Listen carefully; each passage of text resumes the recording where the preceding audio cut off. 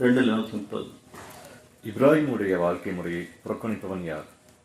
தன்னைத்தானே தாழ்த்திக் கொள்வனை தவிர. நிச்சயமாக நாம் அவரை இவ்வுலகில் தேர்ந்தெடுத்தோம். நிச்சயமாக அவர் மறுமையில் நல்லடியார் கூட்டத்திலே இருப்பார்.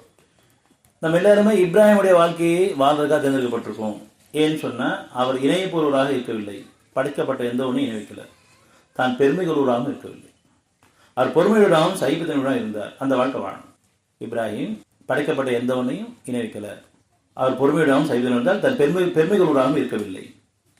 இப்போ நம்ம எல்லாமே இருக்குது. படைக்கப்பட்ட எத்தனை இணை வச்சுட்டு இருக்கோம். அது தூய்மைப்படுத்த சோதனை காலமாக இருக்குது. நாடு முழுவதும், உலகம் முழுவதும் அந்த இணைப்பை நீக்கணும். இப்ராஹிமுடைய வாழ்க்கை முறையை புறக்கணிப்பவன் யார்? தன்னைத்தானே தாழ்த்து கொள்ள தவிர. எப்போ நம்ம கொடுக்கப்பட்ட செல்வத்தை கொண்டு நம்ம பெருமை கொண்டோமோ அங்கே நம்மளை தாழ்த்திட்டோம் அர்த்தம். ஏன்னா அவர் பெருமை கொள்ளவும் இல்லை, பெருமை கொள்வது இணைப்பாக இருக்குது. அப்படி இல்லைன்னு சொன்னால் நம்ம கவலைப்பட்டாலும் சரி, தாழ்த்திட்டோம் அர்த்தம். ஒன்று பெருமை கொள்ளும், அல்ல கவலைப்படும். இது ரெண்டுமே நம்மகிட்ட இருக்குது. எல்லாத்தையும் இருக்குது. கொடுத்தா பெருமை, சுருக்குனா கவலை, பயம். கொஞ்சம் பேருக்குனா சந்தோஷம், மகிழ்ச்சி, ஆனந்தம். அதே அடுத்து கொடுக்கப்பட்டால் பொறாமை, நிராசை.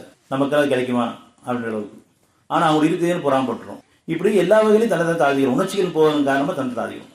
உணர்வு வாழ்கிற வரைக்கும் உயர்வான வாழ்க்கை.